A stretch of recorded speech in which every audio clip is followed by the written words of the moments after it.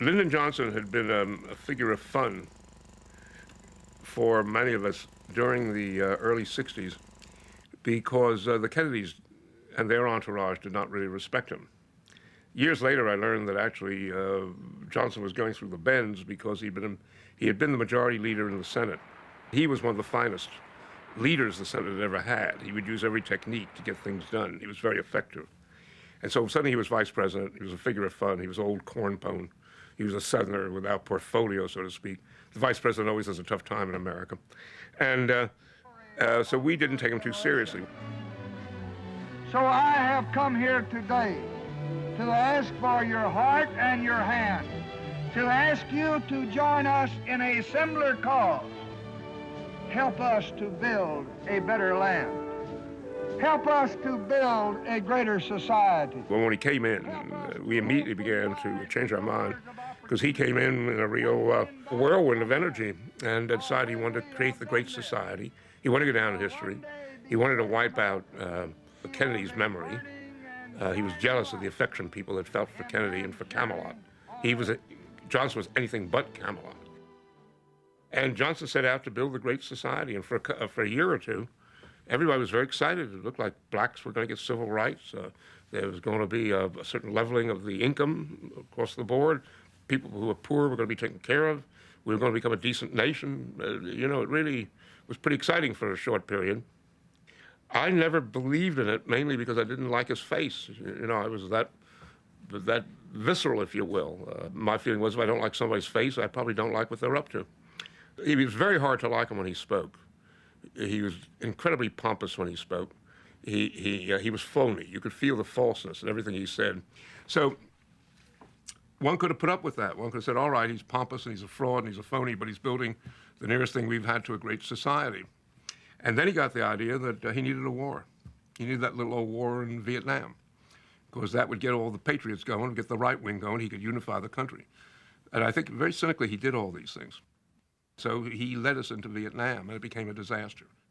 American people like when we get in a contest of any kind, whether it's in a war or an election or in a football game or what it is, they want it decided and decided quickly and get in or get out, and they like for that curve to rise like this, and they like for the opposition to go down like this. Now that's not the kind of war we're fighting in Vietnam. I think we're moving more like this, and I think they're moving more like this instead of straight up and straight down.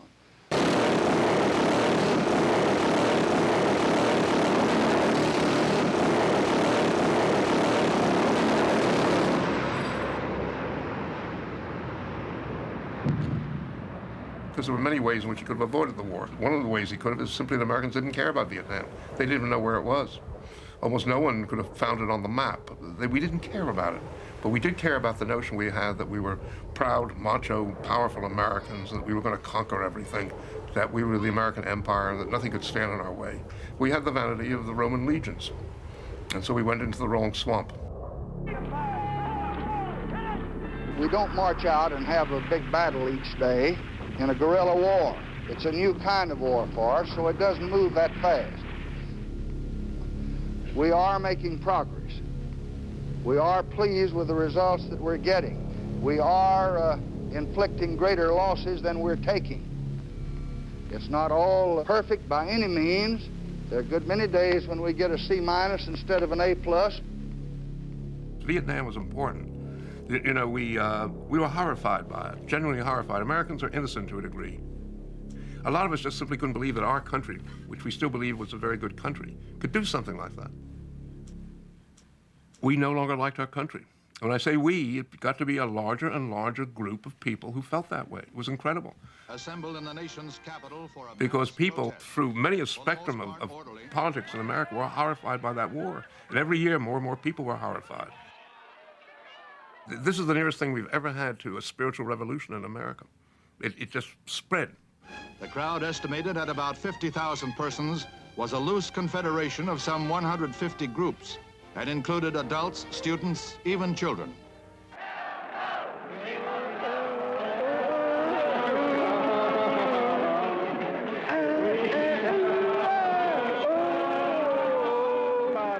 Is he finally comic, a ludicrous figure with mock heroic associations?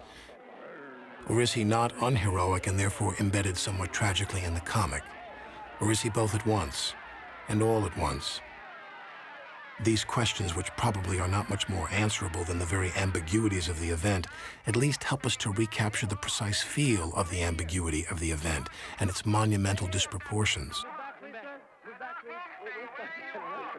Mailer is a figure of monumental disproportions and so serves willy-nilly as the bridge, many will say the pons asinorum, into the crazy house, the crazy mansion of that historic moment when a mass of the citizenry, not much more than a mob, marched on a bastion which symbolized the military might of the Republic.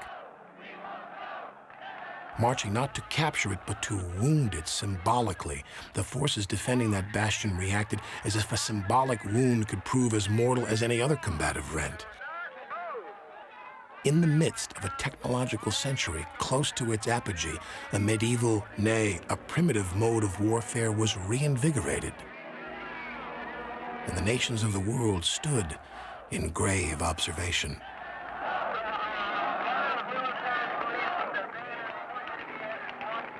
So on the one hand, here's this serious movement, this march on the Pentagon. I know how important it is. I've thought about it. I've known for quite a while that I have to go to it, and I'm going to it. But I'm reluctant because I'm missing a good party that night in New York. You see, and so on the one hand, I'm prepared to go to jail for a year or two or forever if it turns into it. I'm prepared, like thousands of others, to sacrifice a large part of my aims, my ambitions, my life. But on the other hand, I just wish it weren't so boring. You see, it was boring to have to spend a whole day listening to speeches that you could write better yourself, listening to people who you could hear the speakers who were so much in love with their own voice that you could detect all the faults of character in them. You know, I used to find left politics incredibly cloying and tiresome and hard to put up with. And that's what made the book, which was here's this you know, this reluctant warrior who at least has the grace to be absolutely honest about his feelings. And I discovered something in the course of writing that book, which is that I learned it, I think, from Dwight MacDonald, who was a friend of mine and a marvelous writer. And what I learned from him was the intellectual equivalent of learning how to write about action from Hemingway, which is when you're writing about an intellectual matter, don't try to prove a point. Just follow the line of your argument, and if the argument takes a sudden turn on you, and you find you're going in the opposite direction, follow it. That book was a breakthrough for me in terms of how to write about politics. If the book worked, I think one reason is it's really a very funny book, along with everything else, is that mixture of nobility and mean calculation that resides in all of us. You know, until we come to a recognition as human beings that we are two things at once. At our best, we are close to noble. And at our worst, we're lucky if we're only comic. Sometimes we're just god-awful. What were you doing down there? I was trying to help the American Revolution. Well, why did the papers claim you were loaded? Well, the papers, with their delicate sense of inaccuracy, were absolutely right when they said I was loaded. But I was loaded 2 days before the march. The day of the march, I was absolutely sober. Ah. I was drunk when I appeared in the theater, but I was drunk in my own way, which meant that I was highly sober and more intelligent than usual.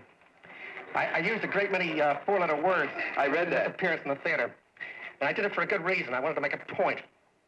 The point I wanted to make is that we get terribly agitated about entertainers and authors being obscene in public.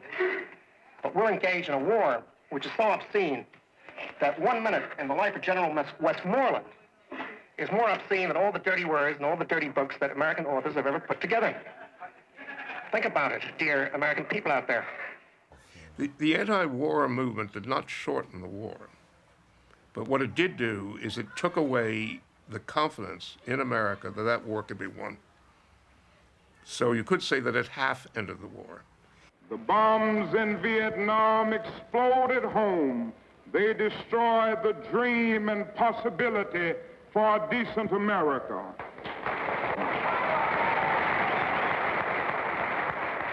It is estimated that we spend $322,000 for each enemy we kill in Vietnam, while we spend in the so-called war on poverty in America only about $53 for each person classified as poor. Martin Luther King was shot and was killed tonight in Memphis.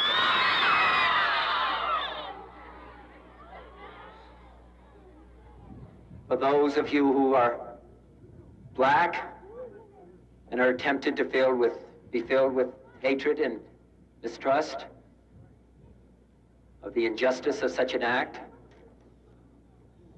against all white people, I would only say that I can also feel in my own heart the same kind of feeling.